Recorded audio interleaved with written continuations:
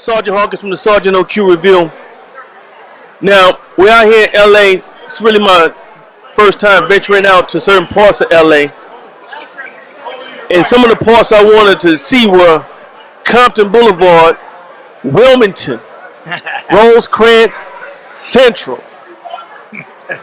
The game is in here with us. What's up, champion? Man, I gotta make sure they not. I gotta make sure they not roped off. You know what I'm saying? Let me tell you something, man. Yeah. It just seems like it's always just a matter of time before you strike. Yeah. It's kind of appropriate that you're here in LA because you are like the Black Mamba of rap. Yeah. Even when other people are moving around, it's like, okay, this guy's about to strike. So what's the whole mindset behind 1982, etc., the new project and the new game? Yeah. You know what, man? I've been having these moments, in my head where I'm reflecting a lot about my childhood, and so we were doing a documentary on the streets of Compton with A&E, and while we were doing it, because we've been working on it for 2.5 years, finally on TV, finally doing good, and everybody likes it. Well, in the beginning process of that, I start, remembering and really being engulfed in memories from like when I was 12. Yeah. When I was 12, Rodney King got beat. Yeah. That's when I joined the game. I just saw the OJ documentary. Exactly. Did you see that? Yeah. So that was amazing. So the OJ was going on. Rodney King had got beat. That was a thing. The '92 riots.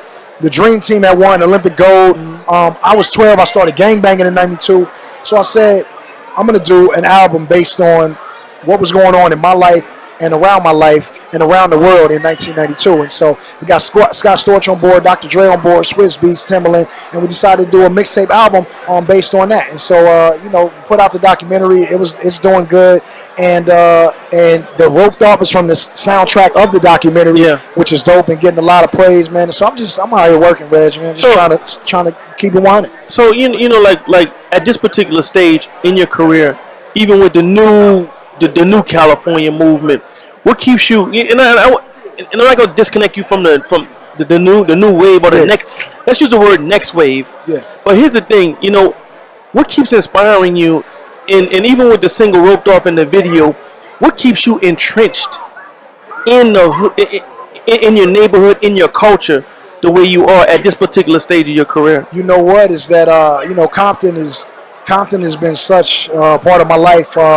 Had negative influences and had negative points in my life, a lot of negative moments in my life. It also had a lot of positive moments. And, for people that listen to the game or there's a game fan or just hear me talking or see me speak or see me on TV, I just want to basically bring awareness to where I'm from and be open about my life and hopefully that can help people out there, especially inspire young brothers.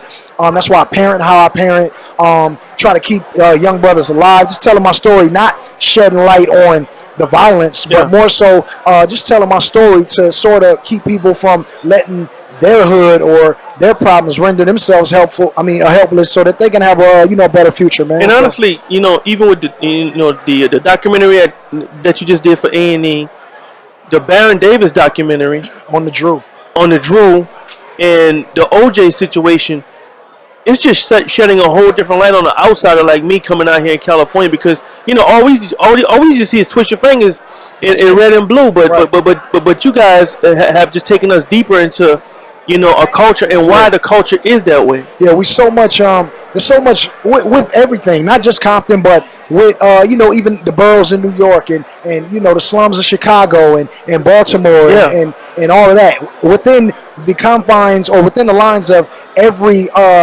slum, every hood, every ghetto is a deeper story than what we see. So my reverse of that would be, in New York, I thought y'all just wear, big rope chains and Yankee hats and kill each other for no reason. You know what I'm saying? But of course, being in New York and people from New York, my friends like, Joe and Fab and Hove and the stories that Biggie told and Nas, there's a deeper story no matter where you go. And so I'm just telling mine. Yeah. So I saw you comment on the new Tupac movie that's coming out, and is it very, very especially coming off of Straight Outta Compton? Yeah. Is it very important that particular story be told in a in a great way and in a responsible way because you know, feeling the tension of that time in the figure, the even the polarizing figure that Pac was. Yeah. The wrong story being told could could excite tensions again. It could because it's gonna bring up some old feelings. Nah, it is gonna bring up old feelings. But I will say this.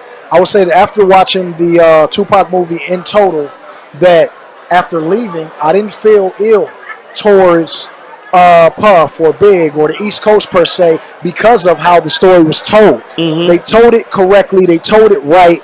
And if you walk away from that movie with any ill feelings towards either the West or the East or either Big or Pac or either Puff or Suge, then I think you just got ill feelings inside you because even Suge wasn't portrayed to be like the supervillain. Yeah. Puff wasn't portrayed to be the person that helped set up Big, Pac, and neither was Big, and the same thing about Pac and Big. Their relationship was displayed, and without telling the movie, I'm just telling you that it ain't no ill feelings from me after seeing it. I thought it was an amazing movie. I will share my opinion and say that it was better than the Biggie movie because it was better than the Biggie movie. Yeah. Not saying that Gravy didn't do a good job. Not saying that Antonique didn't do a good job. The girl who played Faith. I'm just saying that the boy that played Pac. Yeah. And you know how emotional and how inspirational Pac was and how high strung he was. Big was relaxed and cool and chill. So to play Tupac, you have to be that animated. You have to be that high strung. And Demetrius, the homie who played Pac, did an amazing job. Yeah. And Benny Boom, an East Coast cat, did an amazing job at capturing that. Hey, I actually I got a phone call from the person that introduced me to you, Jimmy Henchman. He actually emailed me, and they have a series of documentaries, kind of telling his tale and how he is where he is. We had the director on. You still keep in contact with Jim? And you know what? I got nothing but love for Jimmy.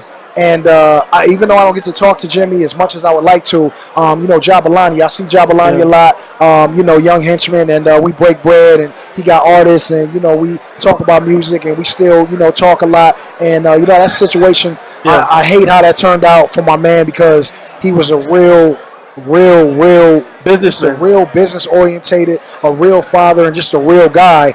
And that was a situation that was tragic, not only for me but for him and his family.